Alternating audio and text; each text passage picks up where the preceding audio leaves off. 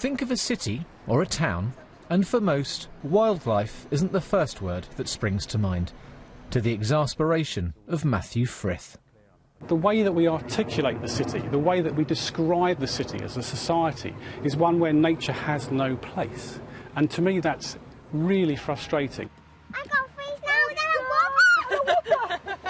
At the London Wildlife Trust's community garden in Hackney, East London, local residents are encouraged to get closer to nature.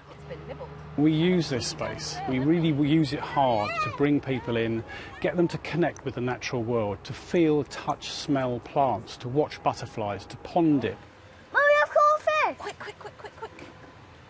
As the human population has grown, so the amount of green space in towns and cities has declined, along with the wildlife that relies on it. Sometimes the impact is obvious. Pave over a garden and you lose a lawn, plants and trees.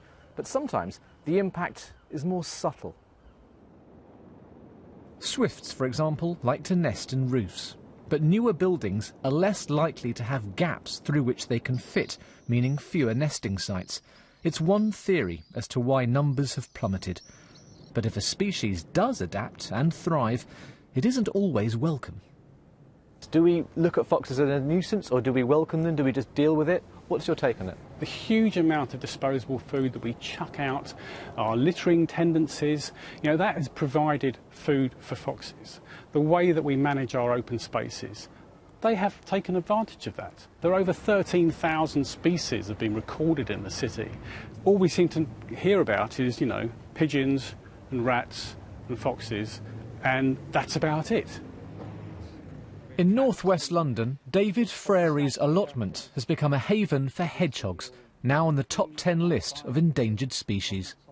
One of the problems with hedgehogs in the cities is with the building cuts off their corridors, so they get isolated in smaller and smaller groups. They need shelter more than anything.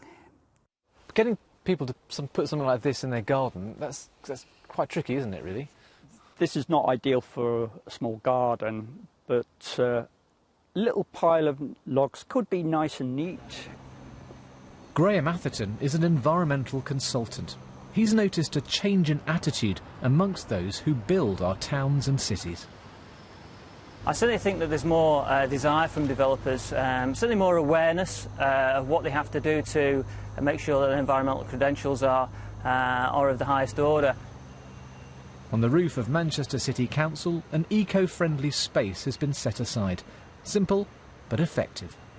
Different habitats for butterflies, for insects. So the timber here, the cut down timbers, create little crevices and areas that wildlife can settle in. So this is what's really crucial about these areas, that we try and provide biodiversity. It sounds a daunting challenge, but plans to boost urban wildlife are in place, although their effectiveness could take years to assess.